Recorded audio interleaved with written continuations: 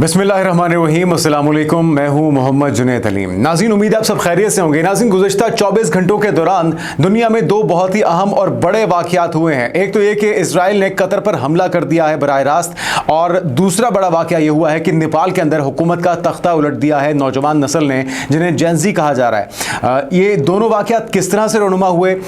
वजूहात क्या थी, मुहरकात क्या थे, और अब आने वाले कुछ घंटों में, कुछ दिनों में और कुछ महीनों में इसके असरात क्या हो सकते हैं। एक तो पहले नेपाल की बात कर लेते हैं, जिसको जोड़ा जा रहा है भारत की साजिश के साथ, क्योंकि भारत के फुटप्रिंट्स जहां जहां जिस जिस मुल्क में पाए गए हैं वहां पे या तो हुकूमतों के तख्ते उलट गए हैं। आपको याद होगा कुछ रोज़ पहले जिस वक्त चाइना और भारत के वज़ीर आज़म और सदूर के दरमियान मुलाकात हुई है, तो दोनों की तरफ से कोशिश ये की गई है कि ताल्लुकात को बहाल किया जा सके, और एक रूट का इंतखाब भी किया गया कि ट्रेड यहाँ से यकीनी बनाया जाएगा। जिसके बाद नेपाल की तरफ से फौरी तौर पर उसका रद्देमल आया था कि जी ये तो आपकी जगह ही नहीं है, ये तो आपकी टेरिटरी नहीं है, ये तो नेपाल की ज़मीन है, एक डिस्प्यूटेड एरिया है जहाँ से आप ट्रेड नहीं कर सकते, जिसे ट्रिगर पॉइंट क्लेम किया जा रहा है। और वैसे भी पिछले कुछ महीनों में, पिछले कुछ सालों के अंदर जिस जिस हुकूमत के साथ भारत के करीबी ताल्लुकात थे, वहाँ पर या तो करप्शन के केसेस सामने आना शुरू हो गए, या फिर वहाँ पर हुकूमत के तख्ते उलट गए, या फिर वहाँ पर दंगे फसाद शुरू हो गए। तो ऐसा ही कुछ हुआ है पिछले कुछ अरसे के अंदर, पिछले कुछ महीनों के अंदर। आप श्रीलंका की मिसाल ले सकते हैं, आप बांग्लादेश को देख सकते हैं कि वहाँ पे किस तरह से भारत नवाज शेख हसीना वाजिद की हुकूमत थी, उसका रिजीम चेंज हुआ और फिर नई हुकूमत, अभी तक वहाँ पे बाकायदा नई हुकूमत की तश्कील यकीनी नहीं हो पाई। ऐसा ही कुछ हुआ है नाज़रीन नेपाल के अंदर, जहाँ पे पहले तो बड़ा गठजोड़ हमने देखा,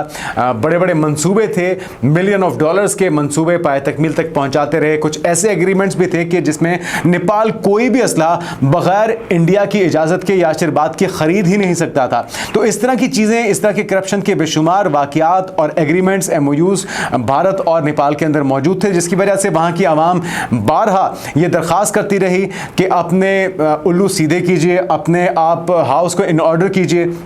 अपने मामलात को सही कर लीजिए, ताकि मुल्क को सही तरह से डिलीवर किया जा सके, अवाम को डिलीवर किया जा सके। जिस पर कान ना धरने के बायस बिलाखिर जो नेपाल की गवर्नमेंट के ताबूत में आखिरी कील साबित हुआ है, वो 26 डिजिटल मीडिया की, सोशल मीडिया की ऐप्स पर पाबंदी लगाना है। जिसके बाद बिलाखिर यूथ के सब्र का पैमाना लबरेज हो गया और उन्होंने तमाम तर जो रुकावटें थी, जो बैरिक्स थी, जो जितनी भी पाबंदियाँ थी, उसे पसे पुश डालते हुए आलम बगावत बुलंद किया, और फाइनली ना सिर्फ हुकूमत का तख्ता पलटा है, बल्कि एक तखरीबकारी, और उसके अंदर बज़ाहिर जो लग रहा है कि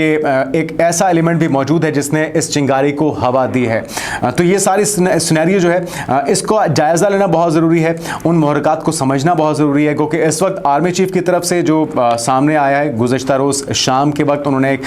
कौम से खिताब किया, समझ लीजिए या यूँ कह लीजिए कि सूरत-ए-हाल को कंट्रोल करने के लिए कुछ वार्निंग्स दी हैं, एक अल्टीमेटम दिया गया था, उससे मुतल्लिक कुछ तफसीलात अब तक कितना इसमें जानी नुकसान हो चुका है, तो सारी एक टाइमलाइन आपको समझाने की कोशिश करते हैं कि इसमें मुमकिन तौर पे भारत का क्या किरदार हो सकता है। और कुछ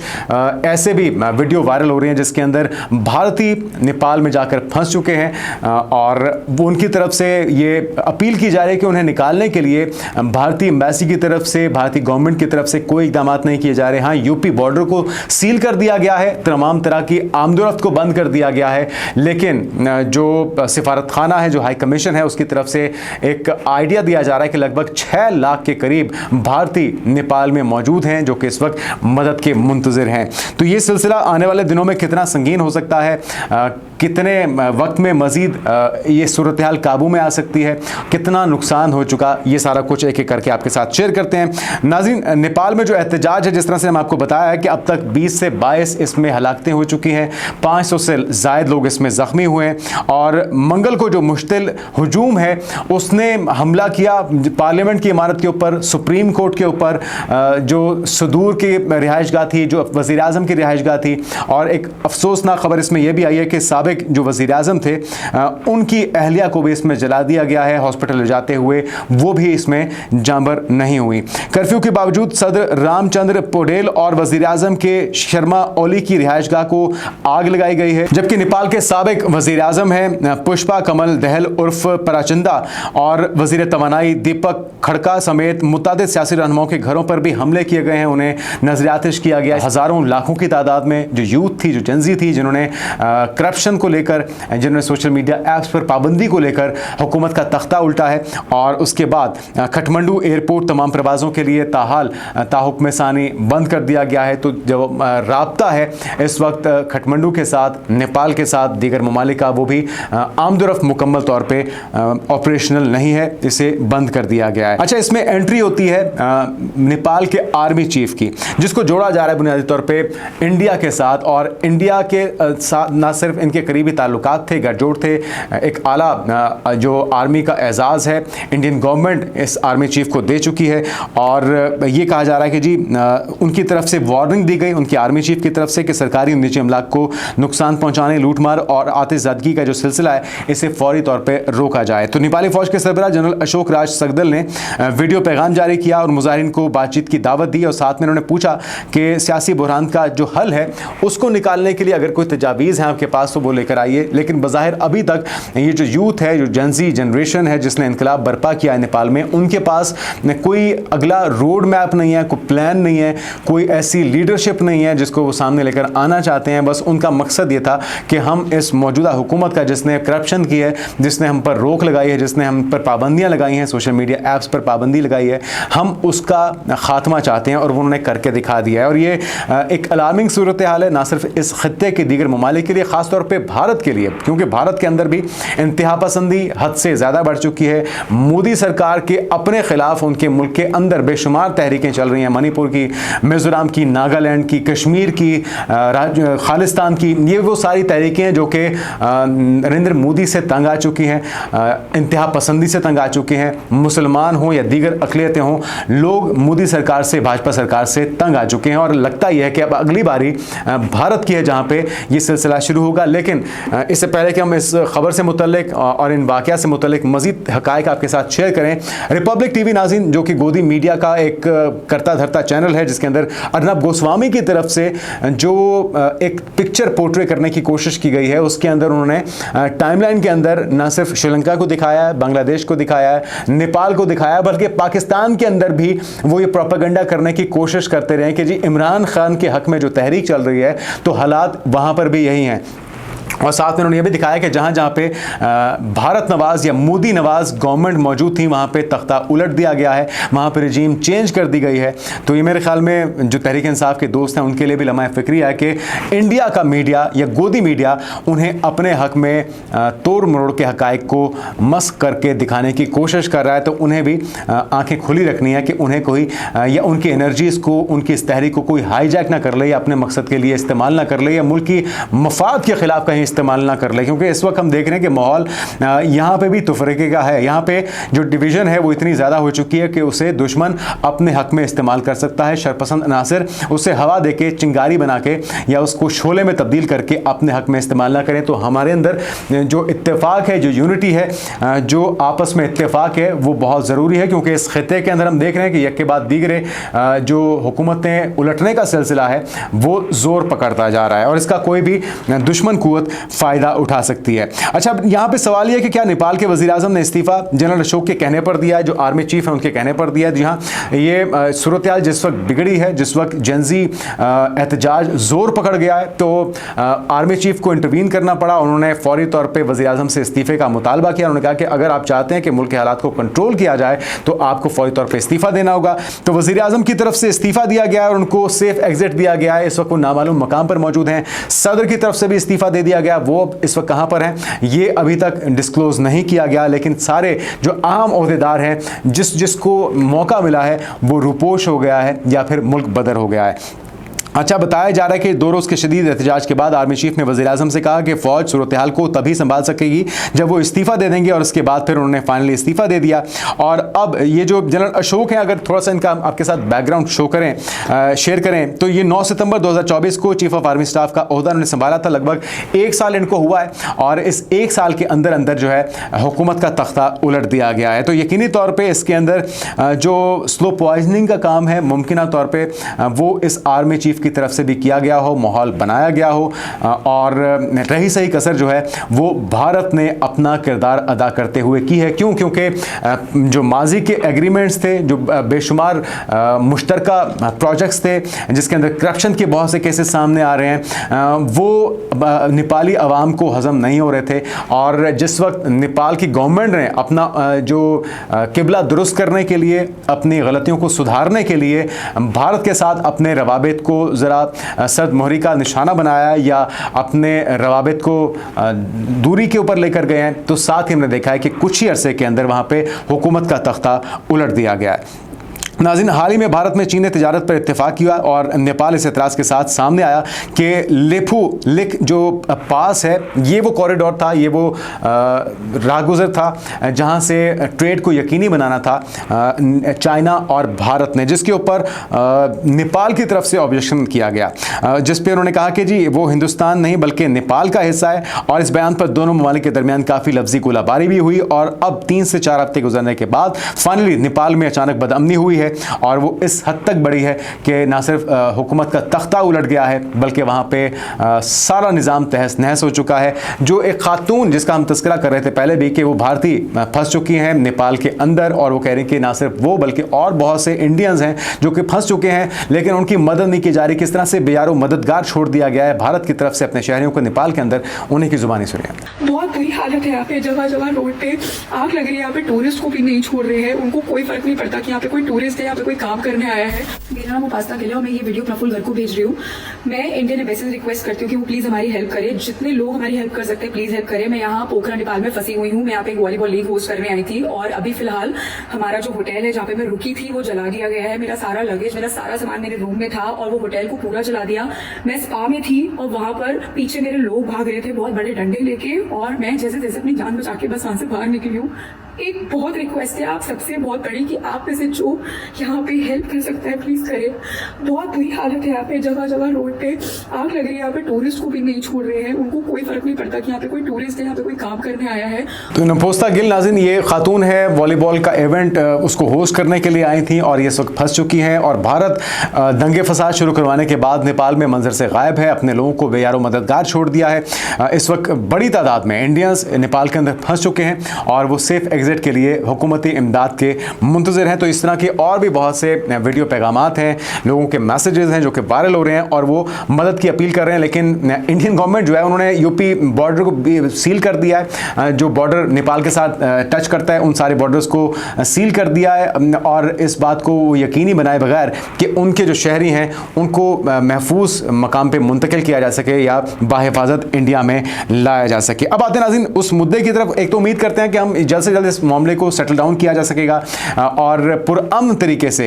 एक ऐसी जमहूरी हुकूमत लाई जाएगी जो कि नेपाल के अवाम की उमंगों के मुताबिक हो, उनको डिलीवर कर पाए और उनके साथ जो पहले नाइंसाफियाँ हुई हैं, जो करप्शन के मामलात हुए हैं, उसका खात्मा हो सके और अवाम को रिप्रेजेंट करे वो गवर्नमेंट। सिर्फ ये आर्मी इसको टेक ओवर ना करे बल्कि जमहूरी अंदाज में इस हुकूमत को लाया जाए जो कि लोग चाहते हैं, जिसे लोग चुनकर अपना नुमाइंदा बनाना चाहते हैं। आगे बढ़ते हैं नाज़रीन और अगली खबर है कतर के ऊपर इसराइल के हमले की। अब मुख्तलिफ इसके अंदर मुतजाद इतलात सामने आ रही हैं। एक तो जिस वक्त ये हमला हुआ है वहाँ पे फ़लस्तीन की जो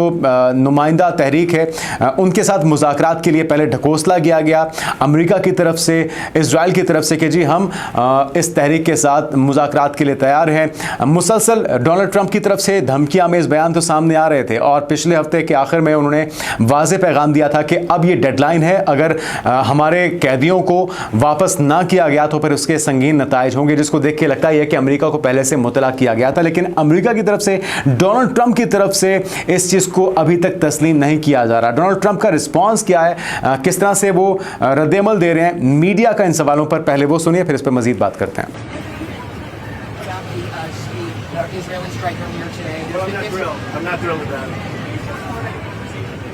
I don't have to do that. I'm not thrilled about the whole situation. It's not a good situation. But I will say this: we want the hostages back, but we are not thrilled about the way that went down today. You were caught by surprise, sir? I'm never surprised by anything, especially when it comes to the Middle East. I'll be giving a full statement tomorrow, but I would tell you this: I was very unhappy about it, very unhappy about every aspect, and we got to get the hostages back. But I was very unhappy about the way that went down. तो नाज़रीन, आपने सुना है कि एक तो वो खुल के बता नहीं रहे, वो कह रहे हैं कि मैं अगले कुछ घंटों के अंदर खुल के इसका वजाहती बयान सामने दूंगा कि उनका स्टांस क्या है, अमेरिका का मौक़िफ़ क्या है, लेकिन वो कह रहे थे कि मैं ज़्यादा पुरजोश नहीं हूँ, मैं थ्रिल्ड नहीं हूँ, आई एम नॉट थ्रिल्ड। तो वो इस चीज़ को साबित करने की कोशिश कर रहे हैं कि वो बहुत ज़्यादा खुश नहीं है इसराइल के इस इक़दाम से, लेकिन इसराइल की तरफ से, इसराइली मीडिया की तरफ से, इसराइली गवर्नमेंट की तरफ से क्लेम किया जा रहा है कि जी हमने हमले से पहले अमेरिका को इन्फॉर्म कर दिया था। अच्छा, अमेरिका क्या क्लेम कर रहा है या इजराइल क्या क्लेम कर रहा है कि जी हमने कतर को भी पहले बता दिया था, लेकिन ऐसे में कतर की तरफ से पहले तो डिनाइल सामने आता है, पहले तो वो कहते हैं कि जी हमें मुतला किया ही नहीं गया, लेकिन जब दूसरी बार दोहराया गया डोनाल्ड ट्रंप की तरफ से इस बयान को, तो फिर कतर ने कहा कि जी हमें हमले के सिर्फ 10 मिनट के बाद बताया गया है, उस वक्त हमारे पास संभलने का मौका नहीं था। और उसके अंदर पहले तो ये खबर आती रही कि खलीलुल हैया इसमें शहीद हो गए हैं, लेकिन उसके बाद फिर जो फ़लस्तीन की तंजीम है उसकी तरफ से वजाहत सामने आई है कि इसमें खलीलुल हैया के बेटे शहीद हुए हैं और दीगर तकरीबन 5 से 6 इसमें शहादतें हुई हैं, लेकिन जो मेन लीडरशिप थी उनकी वो इसमें महफूज रही है। अब इसके अंदर दोगली पॉलिसी आप देखिए, वही सारा कुछ रिपीट किया गया है इजराइल की तरफ से जो कि ईरान में हुआ था। पहले मुज़ाकरात के लिए तैयार किया गया, मुज़ाकरात के लिए जिस वक्त सारी क़यादत जमा हो गई तो फिर चुन चुन के उनके ऊपर हमले किए गए और उनके ऊपर जंग मुसल्लत की गई। और इसी तरह से कतर वो मुल्क जो कि इसमें मसाहलत का किरदार अदा कर रहा था, और इसके अंदर आपको समझना होगा कि कतर के इसमें न सिर्फ किरदार बहुत पॉजिटिव रहा है, लेकिन कतर का जो अमेरिका के साथ एक ताल्लुक है वो भी बड़ा गहरा है। कतर का जो इजराइल के साथ ताल्लुक है वो भी ज़्यादा तल्ख ताल्लुक नहीं है, क्योंकि कतर हमेशा कोशिश करता रहा है मसालियत की कि किस तरीके से सीज़ फायर में किरदार अदा कर सके, किस तरीके से आग को ठंडा किया जा सके। लेकिन अगर हालिया डोनाल्ड ट्रंप के दौरे कतर की बात करें तो $400 मिलियन का एयरफोर्स 1 का जदीद और लग्जरी तैयारा जो कि डोनाल्ड ट्रंप के ज़ाती इस्तेमाल के लिए था वो तोहफे में दिया गया। $1 ट्रिलियन से ज़ायद की इन्वेस्टमेंट करने के लिए मुआहिदे हुए दोनों ममालिक के दरमियान, लेकिन इसके बावजूद अमेरिका की तरफ से, इजराइल की तरफ से बराह रास्त उनकी खुद मुख्तारी को न सिर्फ चैलेंज किया गया बल्कि उससे तहस नहस करते हुए बराह रास्त हमला किया गया है। लेकिन इसमें जो तशवीशनाक और काबिल एतराज़ किरदार है वो है सऊदी अरब का और उर्दन का, क्योंकि हम बज़ाहिर तो देख रहे हैं कि सऊदी अरब की तरफ से कंडेम किया गया है। कतर के सरबराह के साथ फौरी तौर पे MBS ने टेलीफोनिक रब्ता किया, यकजहती का इजहार किया, हर तरह के मामले पे, हर तरह की सिचुएशन में उन्होंने कहा कि सऊदी अरब उनके साथ खड़ा है। लेकिन जो एयर रूट इस्तेमाल किया गया है, जो जंगी तैयारे फ़िज़ा के अंदर सफ़र करके गए हैं, जिन रास्तों से होकर गए हैं, वो सऊदी अरब की हदूद हैं और वो जॉर्डन की हदूद हैं, और यही दोनों जो रूट्स हैं, या फिर इसके अंदर पहले भी हम देखते हैं दीगर अरब ममालिक का रूट इस्तेमाल करते हुए ईरान के ऊपर भी बमबारी की गई है। तो ये ममालिक जब तक आपस में तफरीक का शिकार रहेंगे, जब तक आपस में बटे रहेंगे, तब तक ये इसी तरह से इन्हें इस्तेमाल किया जाता रहेगा अपने अपने मकासद के लिए, टिश्यू पेपर की तरह, और इस्तेमाल करके फेंक दिया जाएगा। इस वक्त ज़रूरत इस बात की है, जिसका इजहार हमारे वज़ीर दिफ़ा ख्वाजा आसिफ की तरफ से भी किया जा रहा है, वज़ीर आज़म की तरफ से भी किया जा रहा है। पाकिस्तान की तरफ से एक तो बरमला कंडेम किया गया है कतर के ऊपर इसराइली हमले को, और साथ में जो बात की गई है वो ये कि इस वक्त तमाम अरब ममालिक को, तमाम मुस्लिम उम्मा को इत्तेहाद की ज़रूरत है, वरना अगला नंबर, अगली बारी किसी की भी हो सकती है, क्योंकि इजराइल एक ऐसा बेलगाम और मुंहजोर सांड बन चुका है, हाथी बन चुका है, जो कि सबको रौंदता चला जा रहा है, खासतौर पे अरब ममालिक में। तो पिछले 1 से 1.5 माह के अंदर इजराइल की तरफ से अपनी जाहिरियत का इजहार मुख्तलिफ अरब ममालिक के साथ किया गया है, जिसके अंदर आप देख रहे हैं गजा है, जिसके अंदर ईरान है, जिसके अंदर शाम है, जिसके अंदर लेबनान है, और फिर कतर को भी अब निशाना बनाया गया है। इस तरह से दीगर अरब ममालिक के अंदर बिला दरेग, बिला रोक टोक वो कार्रवाइयाँ करते हैं, जिसको जी चाहता है निशाना बनाते हैं, और फिर उसके बाद वो बरमला इस चीज़ को डिनाई भी करते हैं, वो इस चीज़ को मानते भी नहीं हैं कि वो जाहिरियत कर रहे हैं या वो नस्ल कुशी कर रहे हैं। लेकिन अब हम देख रहे हैं कि इस सारी जो जाहिरियत है, जंगी जराइम का इर्तिकाब मुसलसल किया जा रहा है, उसके ख़िलाफ़ मगरबी दुनिया के अंदर से आवाज़ें उठना शुरू हो चुकी हैं, और लगता यह है कि अब ये सारी जो हटदर्मी है या जो एक मुसलसल जंग का मुसल्लत करने का अंदाज़ है, ये ना सिर्फ सिर्फ मुस्लिम उम्मा के लिए नाकाबिले बर्दाश्त है बल्कि मगरबी दुनिया के अंदर से आवाज़ें उठना शुरू हो चुकी हैं। पिछले कुछ अरसे के अंदर हमने देखा बरतानिया हो, ऑस्ट्रेलिया हो, फ्रांस हो, इसके अलावा हमने दीगर ममालिक के अंदर देखा है कि स्पेन के अंदर और दीगर ममालिक के अंदर शिद्दत के साथ आवाज़ उठ रही है कि ये नस्लकुशी बंद की जाए और इसका खात्मा अब वक्त की ज़रूरत हो चुका है। लेकिन ये जो रिस्पॉन्स है अभी आना हतमी तौर पे बाकी है कि कतर इसका जवाब कैसे देता है, अरब दुनिया इसको किस तरह से प्लान करती है और क्या आपस में ये मुत्तहिद होते हैं, क्योंकि जिस तरह से एक करीबी ताल्लुक रहा है। इन्वेस्टमेंट की हम बात करें वो तो अपनी जगह, अमेरिका का सबसे बड़ा मिलिट्री बेस भी कतर के अंदर मौजूद है और ये मुमकिन नहीं है कि जिस वक्त सारी प्लानिंग हो रही थी कि इजराइल अपने अहदाफ को निशाना बनाना चाहता है तो उस तैयारी से, उस इंटेलिजेंस की मालूमात के हुसूल के लिए अमेरिका को लाइल्म रखा गया हो या उसे बेखबर रखा गया हो। तो अमेरिका और इजराइल पूरी तरह से इन्वॉल्व हैं इस कार्रवाई के अंदर और ये एक खुद मुख्तार मुल्क की सरहदी हुदूद की खिलाफ वर्जी है, उनकी सलामती की खिलाफ वर्जी है और इसके ऊपर अगर मुश्तरका लाहेमल तरतीब ना दिया गया तो फिर अगली बारी किसी की भी हो सकती है। अच्छा नाज़रीन, यहाँ पे दिलचस्प बात यह है कि जिस तरह से जॉर्डन और सऊदी अरब का किरदार इसमें तशवीशनाक है या उस पर क्वेश्चन मार्क उठता है, उसी तरह से हम ये भी देख रहे हैं कि कतर का अपना जो इसमें किरदार है वो भी तशवीश का बायस है। वो इसलिए क्योंकि कतर दुनिया की वाहिद फ़िज़ाइया रखता है जिसके पास 4.5 जनरेशन के 3 लड़ाका तैयारे मौजूद हैं, जिसमें से एक तो है F-15QA, दूसरा यूरो फाइटर टाइफून है और फ्रांसीसी राफेल भी इनके पास इनकी फ़िज़ाइया में मौजूद हैं। मगर हैरानकुन तौर पर जिस वक्त इनकी फ़िज़ाई हुदूद की ब्रीच हुई है, इनकी खुद मुख्तारी को रोंदा गया है इसराइल की तरफ से, तो इनका कोई भी फाइटर जेट हवा में परवाज़ करते हुए जवाबी कार्रवाई के लिए सामने नहीं आया। तो ये सारी जो चीज़ें हैं, जो टाइमलाइन है, ये तशवीश को बढ़ाती है और बहुत से सवालात को जन्म लेती है जिसका जवाब बहरहाल देना होगा। और अभी मामला यहाँ पर रुकता नहीं है। ये जो बड़ी नाकामी है, जिन जिन शख्सियात को निशाना बनाना चाहता था इसराइल, वो सारी तो हो गई नाकाम। अच्छा, अमेरिका में तैनात इसराइली सफ़ीर ने धमकी दी है और कहा है कि अगर इसराइल ने दोहा पर हालिया हमले में अपना कोई टारगेट मिस कर दिया है तो इसे फिर से निशाना बनाया जाएगा। और इसराइली वज़ीर-ए-आज़म नेतन्याहू मशरिक़ वुस्ता का नक्शा बदल रहे हैं। हमने फ़लस्तीनी तंजीमों, लबनानी हिज़्बुल्लाह और हौसियों समेत मज़ाहमती गिरोहों की ताकत इंतहाई कम कर दी है, जिससे ना सिर्फ हमें बल्कि ख़ित्ते में हमारे हमसायों को भी फ़ायदा होगा। तो ये जनाब खिदमत खल्क़ कर रहे हैं, वो समझ रहे हैं कि ये ख़ित्ते की बेहतरी के लिए, हालांकि ये अब्राहम अकॉर्ड को यकीनी बनाने के लिए और ग्रेटर इसराइल के मंसूबे को पाए तकमील तक पहुँचाने के लिए कोशिश है। लेकिन बाज़ार ये लगता है कि अब मामला तूल पकड़ेगा और न सिर्फ इस वक्त गल्फ़ के अंदर जो इस वक्त आग भड़क रही है, जो उनकी गैरत को और उनकी खुद मुख्तारी को ललकारा जा रहा है, ये सिलसिला यहाँ पर रुकने वाला नहीं है। और अगर इस तरह का कोई और हमला हो गया तो फिर अरब ममालिक को जवाबी तौर पे कोई कार्रवाई करनी होगी और ये सोचना होगा कि वो जिस अमेरिका पे तकिया करके बैठे हैं, जिसको वो उम्मीद लगाए बैठे हैं कि उन्हें प्रोटेक्ट करेगा, उन्हें सिक्योरिटी फराहम करेगा, वो खुद उन्हें मारने वालों के साथ इस वक्त कार्रवाइयाँ करने में मसरूफ़ है। तो ये लम्हा फ़िक्री है अरब ममालिक के लिए, मुस्लिम उम्मा के लिए कि अगर वो अब भी मुत्तहिद ना हुए तो फिर अगली बारी उनकी भी हो सकती है। आने वाले दिनों की पेशरफ से आपको आगाह करते रहेंगे। अपना ख्याल रखिएगा। अल्लाह हाफ़िज़।